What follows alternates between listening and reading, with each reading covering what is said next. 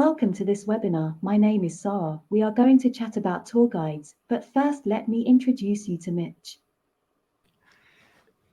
Thank you, Sahra, our resident tour guide. And we are going to put you away. We're going to tuck you away for just a minute and we will meet you and learn more about you in a little bit. But first, let me bring up the mad Okay. scientist who is the creator of you, if that's the right word, Alex Bainbridge. Alex Bainbridge from Tour. Welcome. How are you, my friend? Hello, good morning, good evening. Delighted to be back here talking about AI. I think our favorite topic. I think it's the formulative discussion of our generation. So it's great that we're engaging everyone with it more and more. Always the king of understatements. We are ambushing you with a fellow tour guide, my friend Nikipedia Rivera, and actually a tour guide, travel consultant, partner at Tourpreneur, and everything else, Peter Syme. Welcome to you both. Hi, Pete. Hi, Nikki. Hello. Hello, and this is going to be seriously weird. Our goal for this next conversation is to be in and out in 30 minutes. And it's going to get strange, mainly because we are entering strange, uncharted territory when it comes to what the heck is going on in the travel industry. And also, when you invite somebody like Alex Bainbridge, it's sure to be frothy and filled with curiosities and creations that he's made for our travel industry. Alex, could you actually just, before we dive in and start throwing questions your way, could you tell us a little bit of your position in the industry in 30 seconds over time, over the history of the travel industry? Yeah, so I'm a techie. Sorry about that. So I do have a degree in computer science, but then I worked in travel as a tour guide, a tour operator, yacht skipper, and really, I thought, how was I going to combine my sort of knowledge of tech and knowledge of travel? And that's when I ended up forming a company called Tour CMS, which is now owned by Palacis. So one of the early res tech platforms in the sector. We were live in 2003, started scaling up properly in 2008. Sold in 2016. So really the earliest software as a service res tech.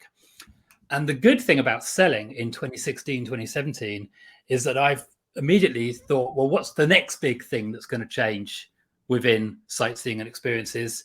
And that's how I ended up focusing 5 years ago on these exciting kind of AI areas. So I've had a bit of a head start on everyone else because I managed to time my exit quite nicely a few years ago. So you've been working on AI for a few years and you do have a head start, and also you're absolutely absorbed in it right now. What, in just the general mind of tour operators, tour guides, those of us kind of working on the front lines of the experiences industry, what are some of the misconceptions or things that people don't quite get, in your opinion?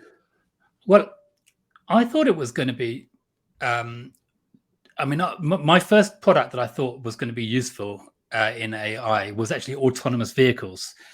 They've taken a little bit longer to arrive than I originally thought. But the biggest sort of misconception is that the product can remain the same. So all of the innovations that I've been involved with since 2000 to 2015 have all been about retail and about distribution.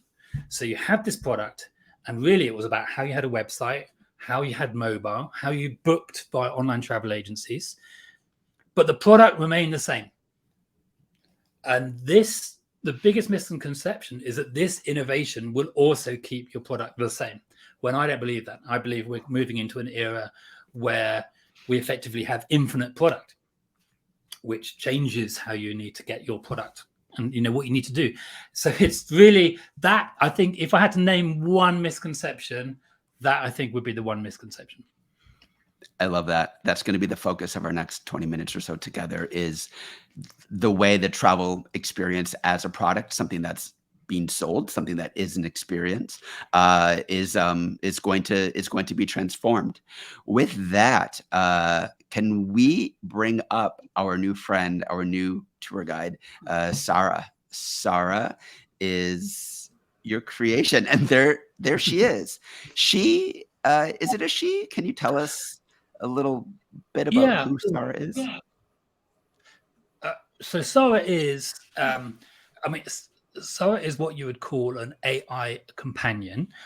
There's all sorts of phrasing and wording around what exactly these robots and what these characters are going to be. But the fundamental reason why we need a character is that you, as a tour operator, will be operating experiences using AI. And you can't really do that as a brand. You have to do that as something. So this, I mean, we've seen early kind of tentative steps with that from like Travelocity and the gnome. I mean, if you look at Sahra, I've got a Travelocity gnome right next to her. You know, people have put characters in their marketing to front the experience. And this enables you to deliver all of these experiences in the first person.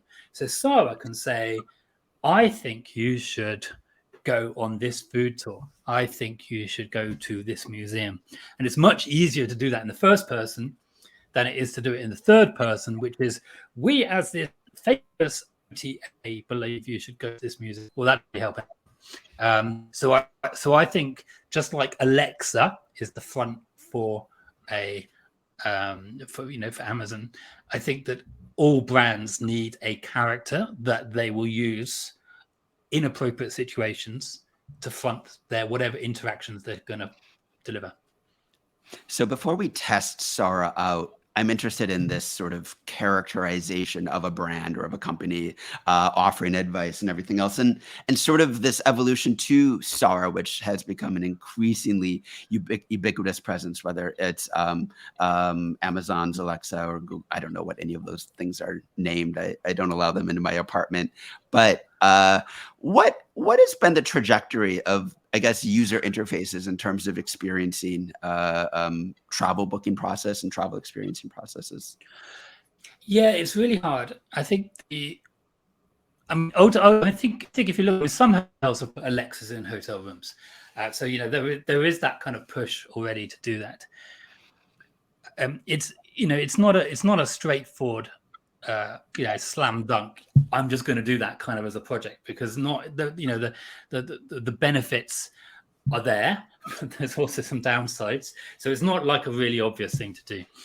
However, if you look at what the automotive sector is doing, and that was really my motivation for getting into it, the automotive sector is building all of these experience delivery vehicles, and they're all using voice.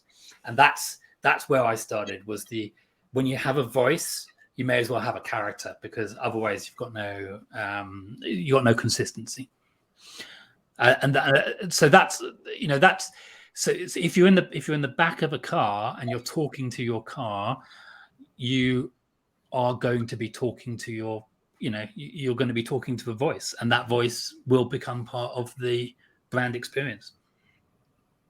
All right. So can you give us a little demo of Sahra? What's going on with her? Hey, Sahra, we're chatting to all these tour guides. What do you think about that? I wonder what she was going to say to that. Oh, come on, Sahra. Now's not a good time to go slow on me. Oh, it's brilliant, mate.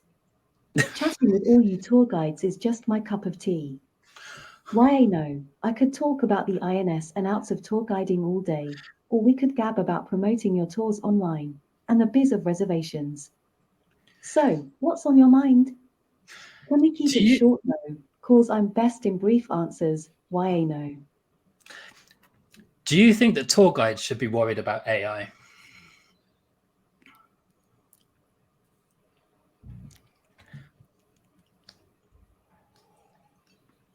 Nah, not at all, mate. AI like me, we're here to help, not replace. Think about it, we can assist with online reservations, answer FAQs fast, or help market your tours. But, the personal touch, the local stories, the charm, that's all you guys. AI can't match that, right? Ha ha. Well, that's what Mitch would say. But I mean, maybe AI can actually do some of those things, right? I'm losing the argument against my own robot here.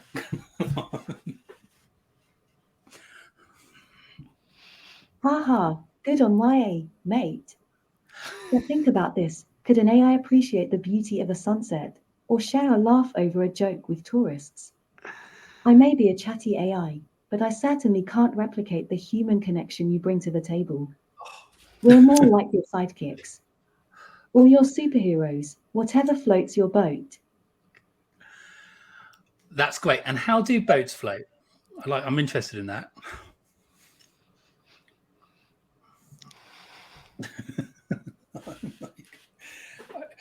I should just I say, got to admit, boat floating is a bit out of my wheelhouse. My expertise is more about being a tour guide, chatting about tour operating, and the like. Perhaps Sa- another time we could dive into the science of buoyancy, but for now, should we steer the conversation back to tour guiding? Sarah, what in your opinion makes a really great walking tour?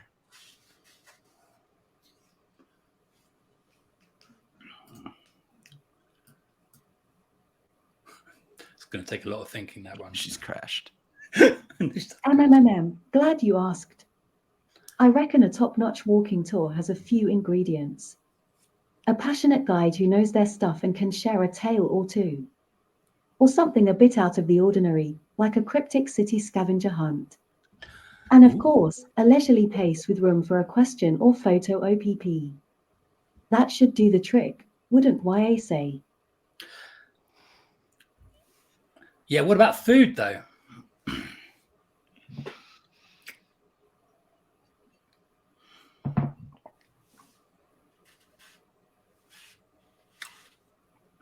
You got me on that one, mate. As an AI, my experience with food is, well, non-existent. I can check your ear off about tour guiding, booking systems like Tour CMS, and online marketing all day. But as for food, I'm as clueless as a dingo in a dictionary. Sorry about that, pal. No, but what about food tours? That's what I really meant. Oh dear.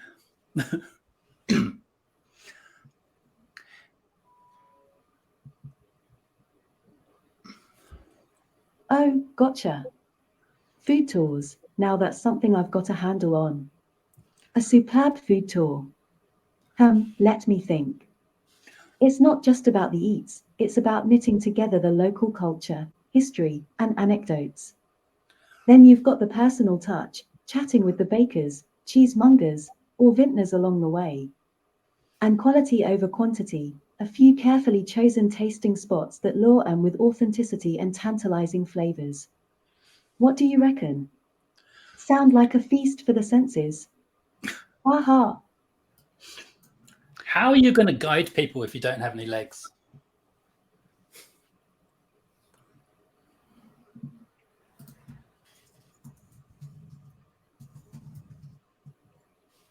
Haha, fair point, mate. But who needs legs when you've got bites, right? I can guide folks digitally, like helping them discover tours online, navigate reservation systems like Tour CMS, or answer their burning questions. Because sometimes the best guiding doesn't need feet, just a nifty bit of code. Or at least that's what I keep telling myself. Ha ha. All right. Sarah, we're tucking you in for just a moment so we can talk behind your back. Thank you so much, though. All right. She's gone. We'll bring her back and open to the audience, open her to questions about the audience. But I really want to talk about the INS and outs of her, the ins and outs. The INS. Yes, I have to say. So that is using a Microsoft Azure voice, and Microsoft Azure doesn't pick the. I don't know why. Didn't pick that INS is ins and outs. I don't quite know why that is, but that is a Microsoft Azure voice that's determined to say it in that particular way. It confuses me too. Okay, so let's take that. Obviously, it's a prototype. Nobody thinks that that's going to suddenly start collecting tips at the end of a walking tour anytime soon. But I do think it opens up sort of this whole question of social robots, audio interfaces, delivering knowledge or delivering ideas about a place, whether it's a food recommendation or a story or whatever it is, and in different modes of expression that are digital rather than requiring a human. Pete, what's your take on what you saw and like where we're at with all of this right now? So I don't think it's probably as far away as you think, Mitch. If we think of the concept of hotels, attractions, and the other parts of the experience industry, apart from tour guiding, certainly the ones with big multi-million-dollar assets, they're going to have these things pretty quickly because it makes sense for them to have them prior to tour operating. So the actual robotic talking head can work in lots of scenarios. It's not tour guiding. The tour guiding side will be more, is it going to be a phone? Is it going to be a different piece of technology? So the conversation you're having in a tour guiding concept isn't necessarily with a robot, but it is with a brand. It is with a named person. And the way operators should be thinking about this is it's not threat, but if you don't get off your arse and do something, it will end up being a threat. It's complementary. If you're running endless 2-hour tours of Paris and it's now July and August and you run off your backside and you can't fit in anymore, well, you can increase your prices and make them a 6-hour tour, and 4 hours it can be digitally delivered by a Sahra equivalent and 2 hours by the human tour guide. So then we have a hybrid tour that can be retailed at a higher point, that the high quality, really interaction bit is done by the human, and the more general sightseeing, visiting places can be done by someone else. But that's a win for the guide, it's a win for the tour operator, and it's a win for the technology. Nikki, what's your thought? It's funny. This is the second time I've spoken with Sahra, and she had quite a personality this time. Like each time, you made her she was cheeky. a little saucy today, and Yeah. and I could see her being entertaining. To Peter's point, this is complimentary to a tour guide. I could see Sahra, even as is in this prototype, if she has, a spiel she's giving or facts, or she's talking as you're looking out the window. I mean, she could be very, very engaging simply to get you from point A to point B. And the novelty right now is interacting with her, full stop. It's funny when she kind of answers a little bit differently or says she can't answer it. It's interesting. It's the same way people were asking Alexa to share a joke, instead of using Alexa for how they were created. So I think the novelty goes really far for it. This is the entertainment, right, section of the tour. Like you have the guide for education, hopefully entertainment as well, but this is truly pure entertainment. I think, and this is just one other example, Mitch, I think you were in Paris recently, and there's been quite a lot of disturbance in Paris by various riots and carry-on nonsense happening. If you're tour guiding and you're an operator there, you're going to have to change these routes, tours, things on the fly to suit the current situation. Once you're starting to get AI guides helping you, depending on the data feeds that they're pulling in, this stuff is live, it's real, and it can alter on the fly. So you're creating, I think Alice mentioned it earlier, you end up with an infinite range of tours, not just the fixed itinerary tours that you did. And that infinite range is driven by not just the customer's desire and customers' wants and customers' preferences, but also by what's happening on the ground at that time from an environmental concept. I think that hits the nail on the head. I mean, that's the reason why I've been looking at all these kind of AI itinerary building concepts.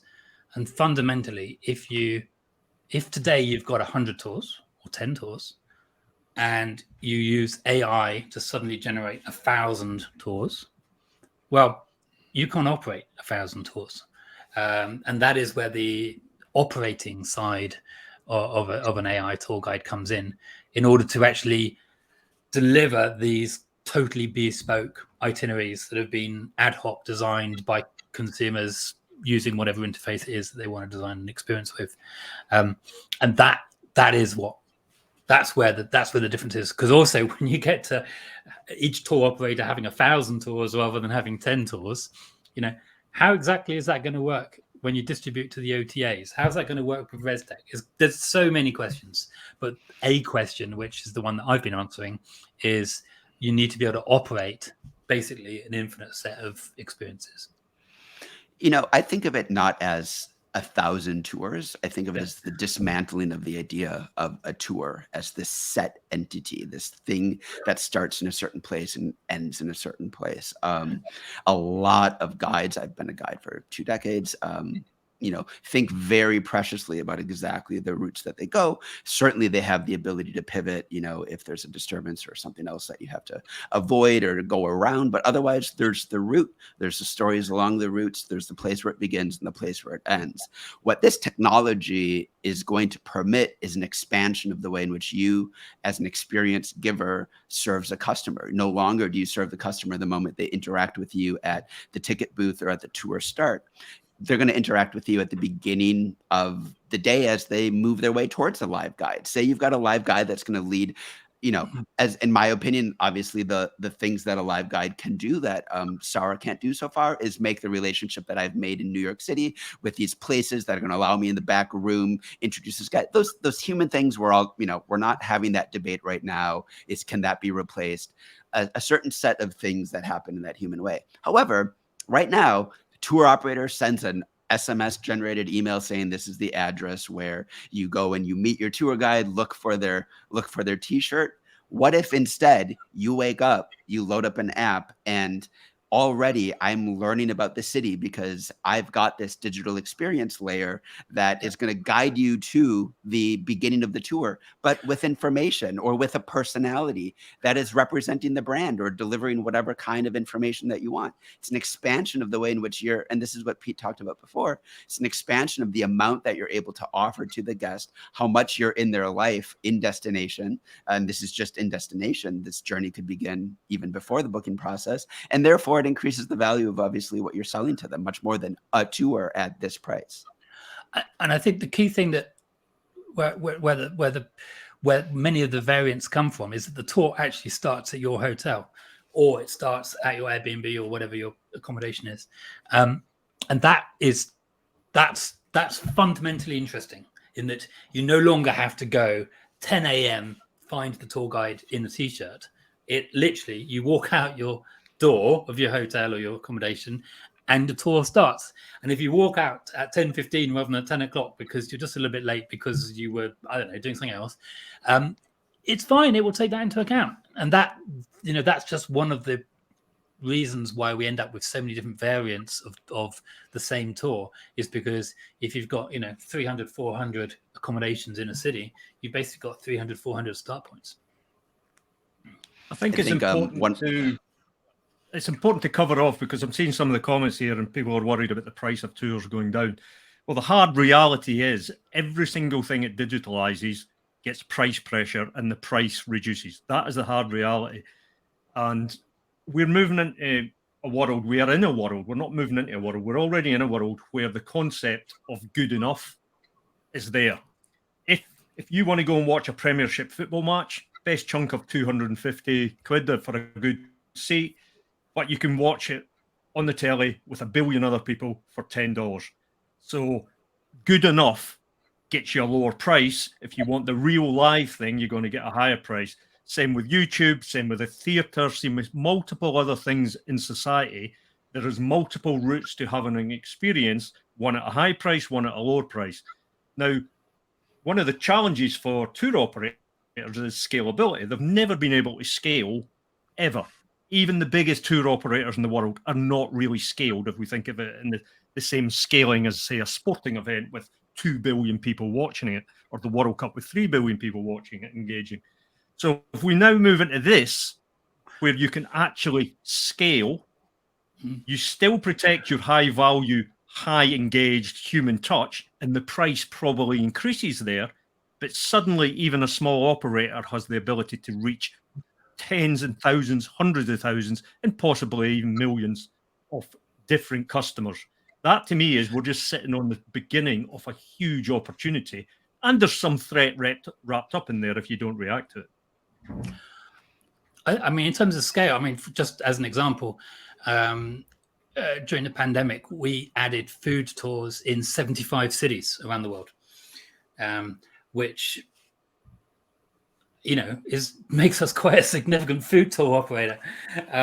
Of course, we don't have the consumers using it, so we could at the scale of the existing incumbent food tour companies. So therefore, I wouldn't necessarily put us on the list of top food tour operators, but certainly by itinerary we are. And that's the kind of scale, because it's quite easy to generate these experiences and scale up from that perspective. So I don't think, scaling is really an interesting, I consider it it's a solved problem, I would say. But one thing I should just say is that we use my little platform, we use humans to design the experiences, not use AI. So we use humans to design the experience. So, for example, they may actually be a tour guide themselves who designs the experience, and then we use AI to operate the experience. So that's kind of where we keep our local content and local connectivity to the culture engaged, is by having the humans who are normally local designing the experiences themselves. Yeah, I mean, I spend a good hour of my day on Product Hunt, looking at all of these ways people are trying to employ and deploy AI to solve things, and I find that basically 99.9% of the travel planning itineraries and things are crap. And a lot of them really rely on essentially just the idea that it's kind of easy to design a tour. And it's not. Alex, you and I have talked a lot about the difficulty of something that is an art. It's a psychological art. It requires so much more thinking than just plotting things in close to each other throughout the day and figuring it out. But I will say this, that I think Sahra is going to, not this, thing to talk about, which is a person, but this digital delivery of content is going to really show up a good tour versus a mediocre tour. Yep. And I think there's a lot of mediocrity out there where guides and operators think that a tour is just giving a lot of information and not making that emotional connection, not figuring out what it is that is the most human about what you're doing, and instead just being like, I'm gonna get my guides to memorize a script, memorize everything, learn a lot of bullet points about everything that we go to, and then go out there and just kind of talk. And I often see a lot of lip service to storytelling, but great storytelling is so sensitive. It's so much about making an emotional connection, about understanding how to hook your audience and lead them on a real journey. And I would probably say 60% of the tours that I take, and I take hundreds of them every year, don't really rise to that.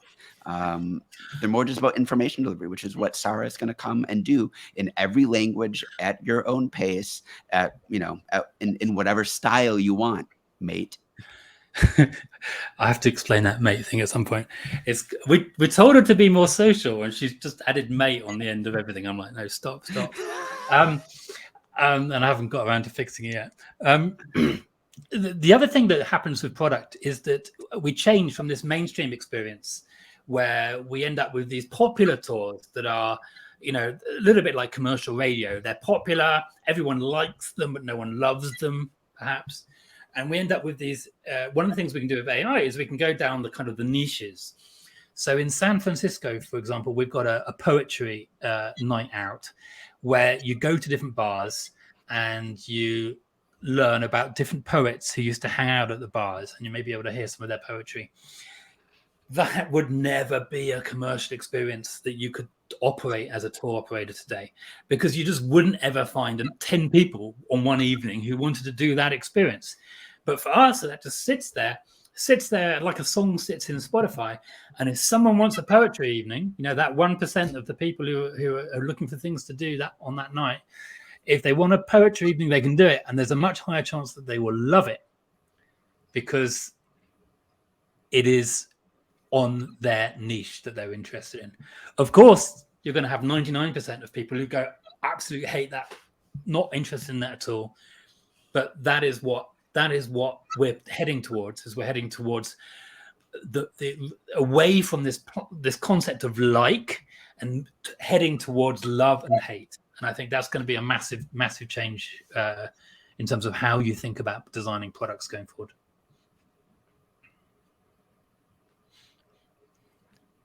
I think on design, the designing experiences has always been crucial. And we all know average experiences and outstanding experiences, and designing and delivering experiences is the core of tour operating.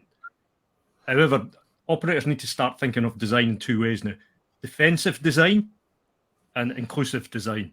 So defensive is where you look at AI, you can see a threat from it because of the type of tours you're looking at. And say, let's take a history tour or a culture tour where it's all sightseeing and the guide giving information.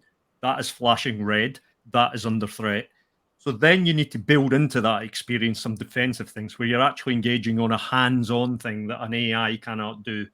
Where if it was talking about cooking, you do some cooking.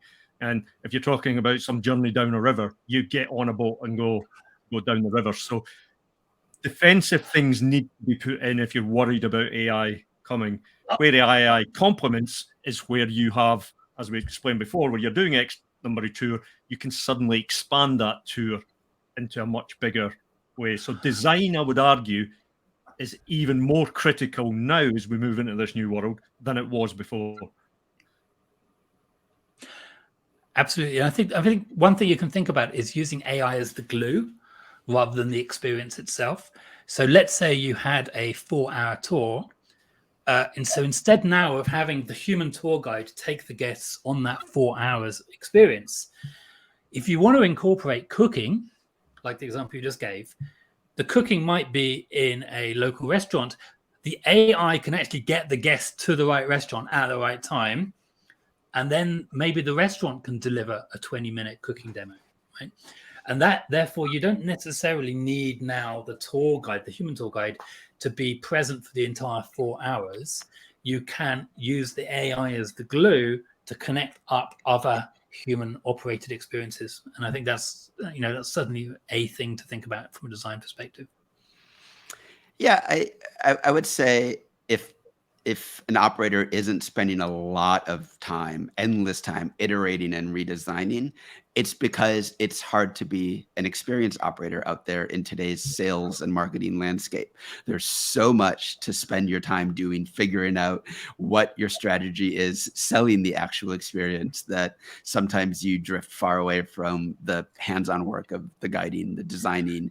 So on that front, Alex, I'm kind of interested in how you see these developments around AI, around the multiplication of loaves, of thousands of new experiences, millions, infinite ones out there. How is that going to be changing sales, distribution, marketing of these kinds of experiences? So from a distribution perspective, I mean, you've used Uber app for ride hail, right? So you open the Uber ride hail app, and let's say you want to go from this place to another place. It's horrendous, isn't it? I mean, you've got a drop down of 10,000 taxi routes that you have to select from. No, they don't do that. Of course they don't. What they do is they say, here you are, that's where you want to go, and they generate the product in lifetime in the app. The product did not exist. So you going from your home to somewhere, bar, whatever, that product did not exist until you put those two locations in the Uber app. It was generated in lifetime. And that is where product will change. That's where distribution will change. So, and that's the reason why it's quite difficult to become an Uber retailer, is because they're dealing with dynamically generated product. So when you are going to, let's say you go to Viator in 5 years' time, I expect there might only be 20 tours in a city. You might have afternoon at the beach. You might have afternoon visiting museums. That's it, 20 tours. And after you've made that top level choice, the AI will take over and go, okay, afternoon at the beach. Oh, let me think about generating one for you. Well, I know you're staying at this hotel. I know you're traveling with family. I know you're vegan, and there's a really cool vegan cafe on the beach, but on this beach, not on the other beach. That's where, that's it. So I expect distribution to be completely different. And we will be thinking back to the time that Viator has 7,000 tours in Rome, and we'll just be thinking, oh, we just must have been on, that's just complete lunacy. And we'll be back down to having 20 tours, and we'll be like, wow, that's great. I think we think that now. I think the customer experience is slightly broken in the same way that Google search results feel somewhat broken, that I have to click through roughly 3 pages of somewhat the same. And the game is about getting your tour up to the top of that list. That's the game, you know.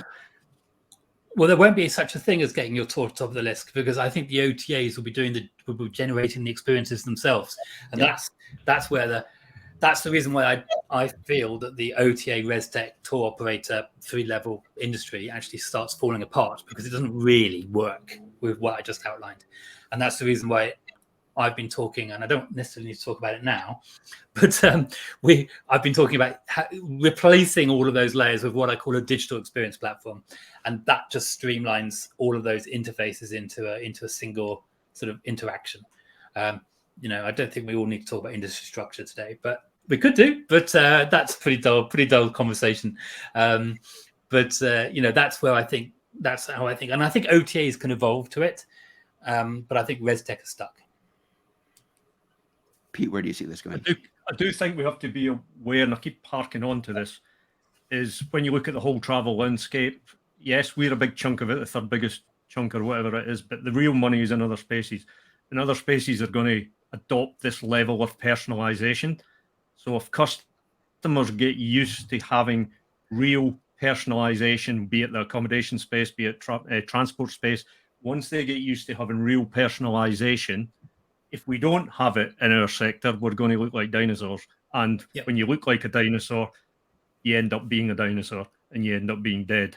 So we're going to have to embrace this to get that level of personalization. Because at the end of the day, all humans, all our customers, all our guests, all have unique needs.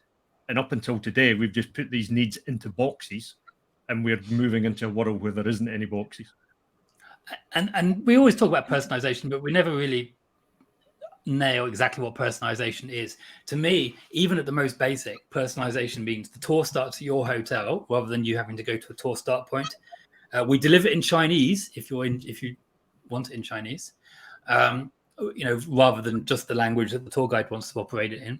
You know, even those two fundamental top level parts of personalization are significant.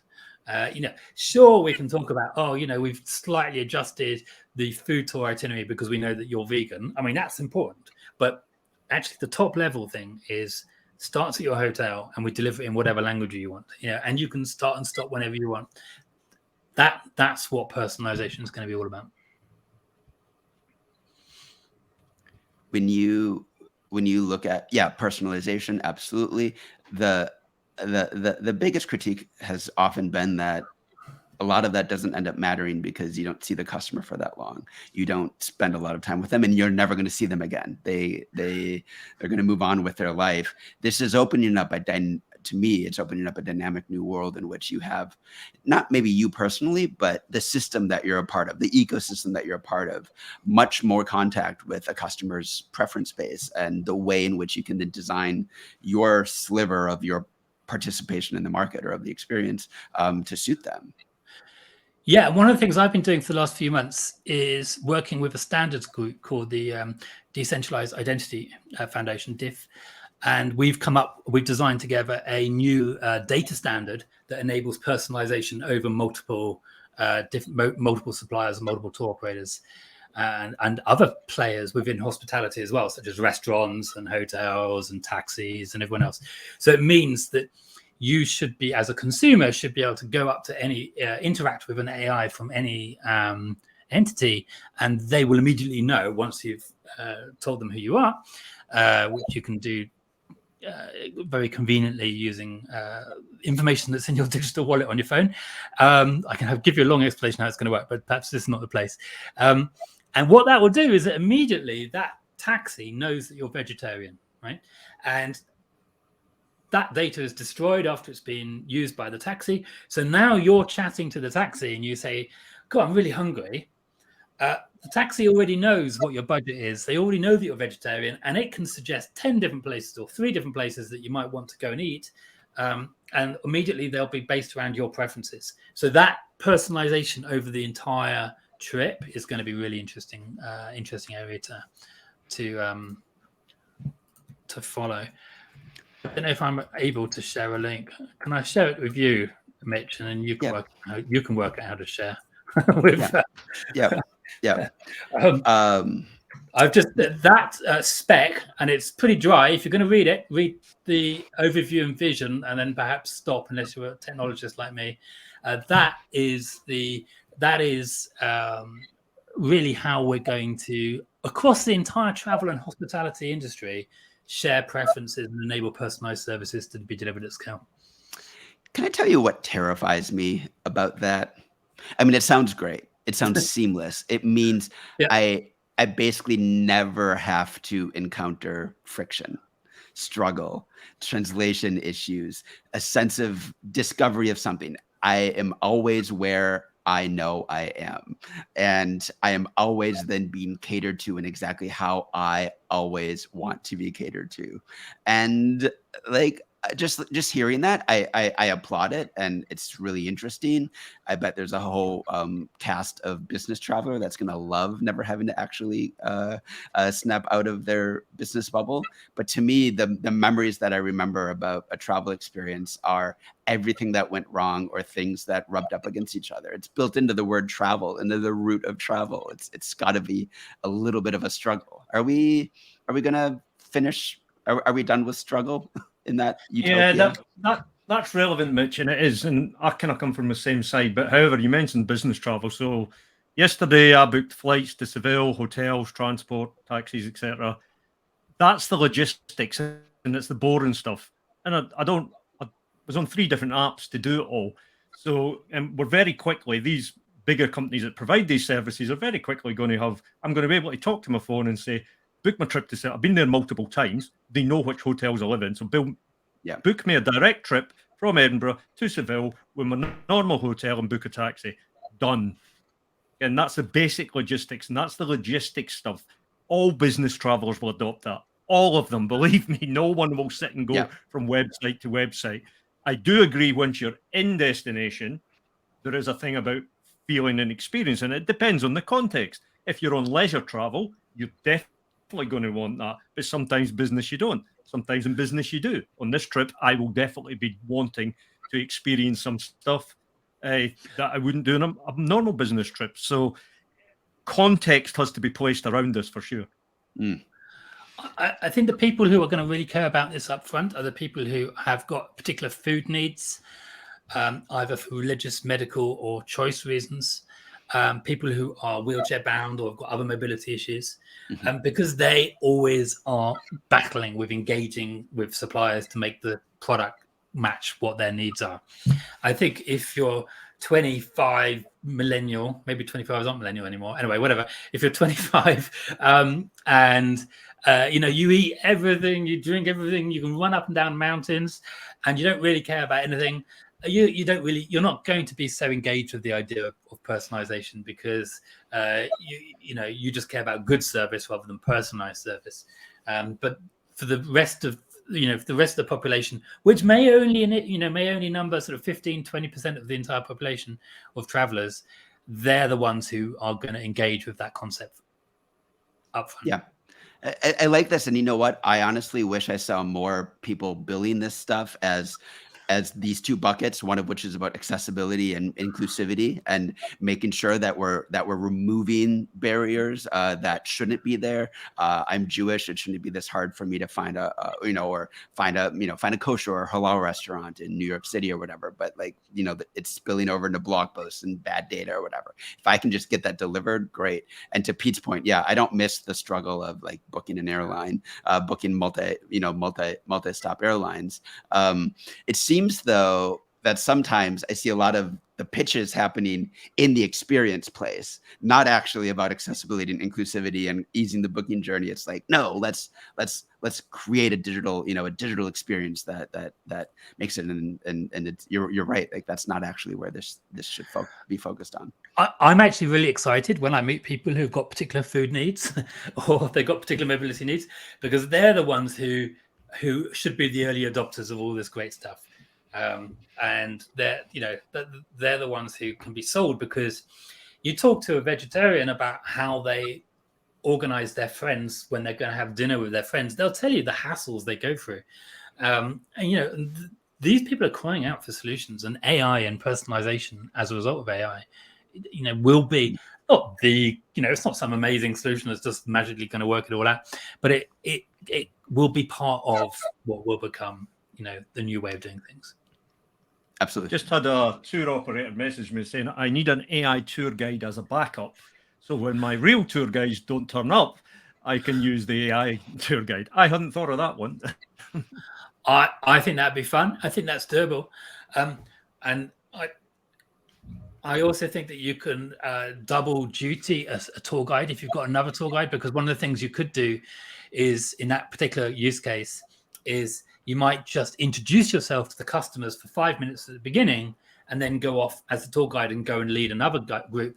But you might be available on message, on video to the group who is now guideless, so you can maintain a relationship over the 4 or 5 hours. So the AI operates the experience logistically, but the human customers have still got a human tour guide that they can reference and contact during the flow. So yeah, I think all those use cases, absolutely. Yeah. Pete and I took a food tour in Charleston, South Carolina with celebrity chef Forrest Parker. It's a highly, highly rated experience that begins with an hour and a half of a history walk. And then you end up in his restaurant and you cook with him. Phenomenal cooking experience. Is a great tour. However, we debated back and forth. Like, do you include the history part, or do you just make it about the culinary experience? Different customers want different things. This is where you as an operator can really get granular about who is your customer and serve them in very different ways before and after the tour. That maximizes the power and protects what you're doing best. He, as a celebrity chef, could then double up, do that cooking experience twice, rather than he having to be the guide out there. Well, my way of approaching that and would be to have him finishing the experience at his restaurant, which sounds great. But you could precede that with 10 different AI experiences. Yeah. So one could be history, one could be food, one could be whatever it wants to be, going for a bike ride, and you could actually have 10 completely different tours that all end with the 1 hour in the restaurant on that tasting. And what you could also do, and that's what our technology does, is it shares availability over those experiences. So as soon as all of your tasting tables are booked up on the evening, all of those 10 experiences that use that one tasting experience that are, that's shared across all 10 experiences, all of those 10 go off sale for that particular timing. So I think that's how I would do it, and that's fantastic because it enables you to basically cast a wider net, because you've now got you've got your tasting table, which is where you're making your money, but now you've cast your net as 10 different experiences rather than just one experience. So you might have history and history designed for families. It might just be slightly different. History for families might be different. It might be shorter. It might be just delivered in a different way. However you want to do it. Using that example with Forrest there, who's a celebrity chef, so his part of it cannot be scaled because people are booking because they want to be in his cook show, work with him. That cannot be scaled. So it's about how many times can he do that in a day, and realistically, it's 2, possibly a maximum of 3. So once you have all what you've just described, multiple AI tools feeding into him, the other thing is clever AI, just from the data management and bookings, you just attach dynamic pricing to that as well.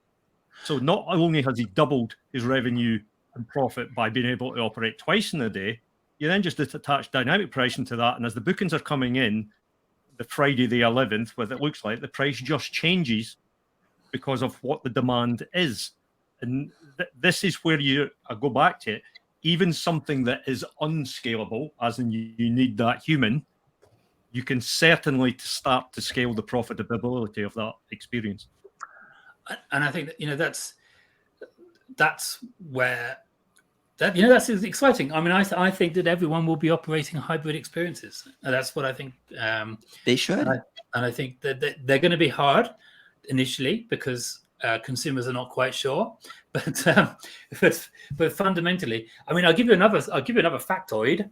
Love my factoids. So Google is operating autonomous vehicles today. So Google is one of the fastest growing tour operators in the States. And I say that with a smile because not everyone believes me. So they currently do 10,000 trips a week in their own vehicles. And they have announced it a month ago, they announced that in 11 months' time, they'll be doing 100,000 trips a week. Okay. That's Google operating experiences in US cities. Now, none of those have got tour guides. So consumers will be very rapidly getting used to the concept of not having a tour guide and having a Google experience. That's don't want to distract this conversation to take it down that direction, but that's something you need in the back of your mind, is that consumers are going to be used to having humanless interactions, and Google is one of those companies that's pushing it. So we should watch the minute we put Spotify in our ear in order to get us over to the tube stop for 20 minutes. I mean, we've always been comfortable with a certain range of non-human forms of filling our time and filling our brains with stuff, especially podcasts now. Yeah. I think probably the advice that I give the most is obviously don't see it as a threat, see it as an opportunity, but also not an opportunity to kind of like replace a guide or create some version of what you're doing as a tour, but to expand the artist's palette of the colors that you can paint with in terms of what is an experience. Like Anna Iraq is in the chat. She does Imagine Experiences. She has the James Bond experience. Well, what if the James Bond experience begins the minute you step out the door? They say, press this button when you step out the door, and AI guides you in a James Bond voice to the meeting location under a bridge, no matter where you are, talking to you as if you're Q or whatever, whatever that is. I haven't actually seen the movies, but talks. I'm not a movie. How can you have not seen James Bond movies? Mitch, come on. Anyway, Seriously. Star Wars, I haven't seen. Anyway.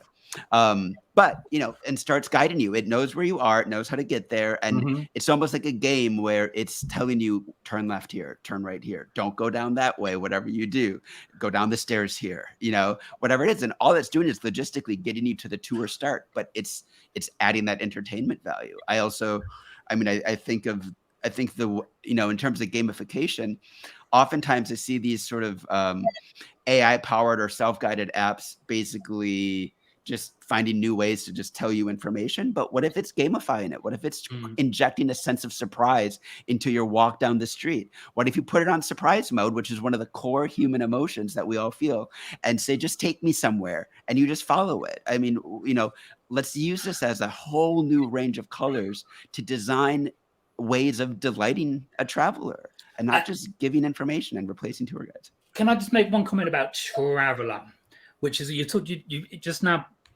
I know. You got me very distracted by not having watched Star Wars. I know. I should never have said Traveler. Chris is really upset with you, your other partner, your Torpedo partner, because I think I think we're going to force you to watch Star Wars now. Anyway, one of the biggest points of expansion that this can introduce is the ability to move into leisure and hospitality. Yeah. And that is something we're really bad at in tours and activities, and that's the reason why I kind of shifted to calling it sightseeing and experiences, is because I want to include leisure and hospitality. What do people do in their home city this weekend is actually a very different kind of a question to what do I do as a tourist when in the same city and I'm only there once or twice. But one of the things with sort of AI is that I think that it will be easier to get into leisure and hospitality. And I think that's something that we ought to be sort of thinking about in terms of market expansion. So we should probably wrap up this 30 minutes that have now gone on to 54, but it's an endless discussion. Pete, final thoughts from your end?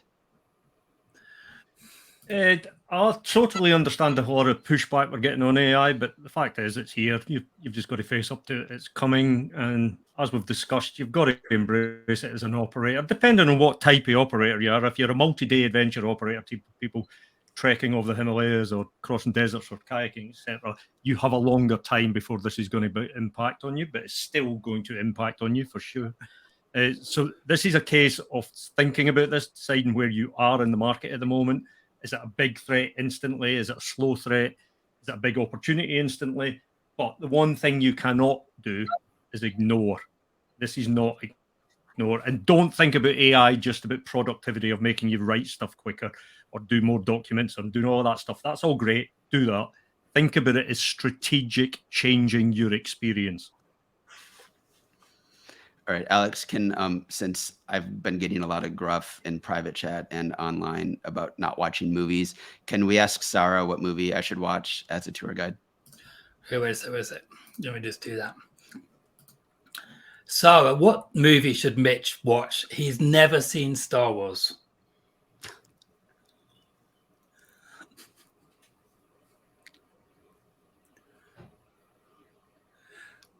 Just going to think about that. Mate. I don't have the foggiest idea about movies. Wish I could help, but my thing is tour guiding and all that jazz. With CMS, online marketing, being a charming AI guide, you know the drill.